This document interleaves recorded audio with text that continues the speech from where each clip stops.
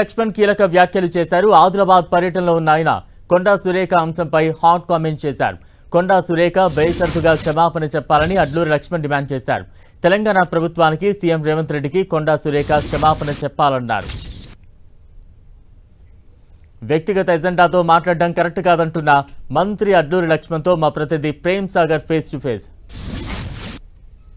మంత్రి అడ్లూరి లక్ష్మణ్ పర్యటిస్తున్నారు. ప్రస్తుతం మనతో ఉన్నారు. రాష్ట్ర మంత్రివర్గానికి సంబంధించి గందరగోళ పరిస్థితి, కొండా సురేఖ సంబంధించిన ఇష్యూని ఎట్లా చూస్తారు? ఇప్పుడు 10 టీవీ ద్వారా ఒకటే నేను చెప్పేది, గందరగోళం 120 సంవత్సరాల కాంగ్రెస్ పార్టీ పెద్ద కుటుంబం. గందరగోళం లేదని మీరు అంటారు. ఎల్లో కాంగ్రెస్ అనే వర్డ్ ఎడికి వస్తుంది. గుర్తుపెట్టుకోరండి, రాజకీయ పరంగా గౌరవ ముఖ్యమంత్రి గారు ఎవరు ఎన్నుకున్నారండి? శాసనసభ్యులు అందరూ కలిసి ఏకగ్రీవంగా ఎన్నుకున్నారు. ఉత్తమ్ కుమార్ రెడ్డి గారు ఉన్నారు, బట్టి విక్రమార్క గారు ఉన్నారు, శ్రీధర్ బాబు గారు ఉన్నారు. అందరూ ఎమ్మెల్యేలు అందరూ 119 అసెంబ్లీ సెగ్మెంట్ లోపల మెజార్టీ ఎమ్మెల్యేలు అందరం కలిసి ఏకగ్రీవంగా మా అపోజిషన్ పార్టీ నాయకునిగా గౌరవ ముఖ్యమంత్రి గారిని ఎన్నుకున్న తర్వాత రాహుల్ గాంధీ గారు, సోనియా గాంధీ గారు, మల్లికార్జున గారు ముఖ్యమంత్రిగా ప్రకటించారు. పార్టీ నిబంధనలకు అనుగుణంగా అయింది తప్ప చిన్న చిన్న ఇష్యూలో ఏదో ఎవరో వారి వ్యక్తిగత ఎజెండాతో ఏది పడుతుంది మాట్లాడుతుంది. లెక్కలు వేసుకుంటారు. కొండా సురేఖ గారు సంబంధం లేదంటున్నారు. కూతురు చేసిన వ్యాఖ్యలు సంబంధం లేదు, కనీసం ఆమెకు పార్టీలో సభ్యత్వం లేదు కదా, దానికి నేనెందుకు ఎక్స్ప్లెనేషన్ ఇవ్వాలన్న యాంగిల్ నాపై క్రమశిక్షణ సోదరిమని ఆమె అట్లా మాట్లాడితే ఏం చేయాలి?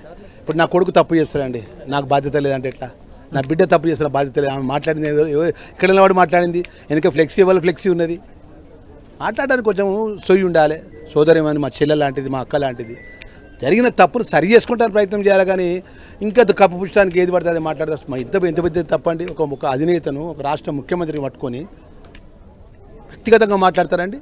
ఏందండి మాట్లాడేది? ప్రజలు మార్పు కోరుకు, ప్రజలు మనకు అవకాశం ఇచ్చిన పరిపాలించమని. ఇది కాదు కదా.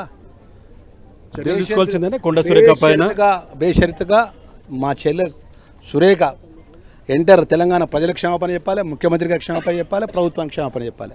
సో ఇది పరిస్థితి. కొండా సురేఖకు సంబంధించి ఆమె పూర్తిగా క్షమాపణ చెప్పాలని చెప్పి మంత్రి అడ్లూరి లక్ష్మణ్ కూడా డిమాండ్ చేస్తున్న పరిస్థితి ఉంది. కీలకమైన వ్యాఖ్యలు చేసిన పరిస్థితి అయితే మనకు కనిపిస్తుంది. కెమెరా పర్సన్ చందుతో ప్రేమ్ సాగర్, 10 టీవీ, ఆదిలాబాద్ జిల్లా నుంచి.